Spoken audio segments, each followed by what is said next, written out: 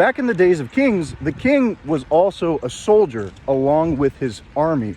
The king stays in the back and gives command to the soldiers of the army and plans strategies with a group of councilmen, and he also participates in the fight. The king carries a sword, the king trots on a horse, the king is a fighter, a warrior as well. And so King David was a man of battle. He was a man of war. And so he won many battles. He was undefeated as a king. As a conqueror, he conquered nations. He made Israel and expanded its territory beyond what we even know today. We see Israel as a tiny little place. Israel used to go down even to Egypt. It was a very huge territory during the time of King David, the golden age of Israel, the time of David. David is the most prolific and successful king of all of human history. However, when it came time to build the temple that God demanded the temple to be built, he says, "Where shall I make my dwelling place? Where shall I have my rest?" God wanted a temple. But King David was unable, restricted by God from building the temple because he was a man of war and he had blood on his hands. He was not a priest. And so the person who was to build the temple was not to be a man of war, was to be a priestly man, a man of peace, essentially. Enter King Solomon. King Solomon is the next in line. He is the son of David, and he comes as a kind of royal priest in which he battles his battles without spilling blood.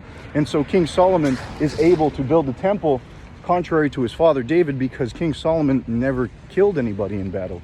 King Solomon was not a man of sword, but a man of prayer, a man of wisdom, and used his high wisdom to command angels to fight battles for him. And so we fight in this way through spiritual warfare, that we do not fight against flesh and blood, but against powers and princes and spiritual wickedness in high places. We fight like King Solomon, as well as King David. We get up, we go work in the morning. Perhaps instead of a physical steel sword, we write with a pen, we write a letter, perhaps a letter of recommendation, or perhaps a letter of warning, like Einstein writes to Eisenhower to warn him against the advent of the invention of the atomic bomb, perhaps.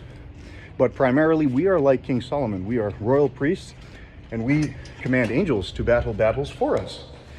And so this is the primary struggle, the spiritual warfare, that the Bible discloses that there is a spiritual battleground between angels and demons that are, with respect, centered around the human soul, the acquisition of the most valuable, prized possession of the realm of the spirit, the human soul.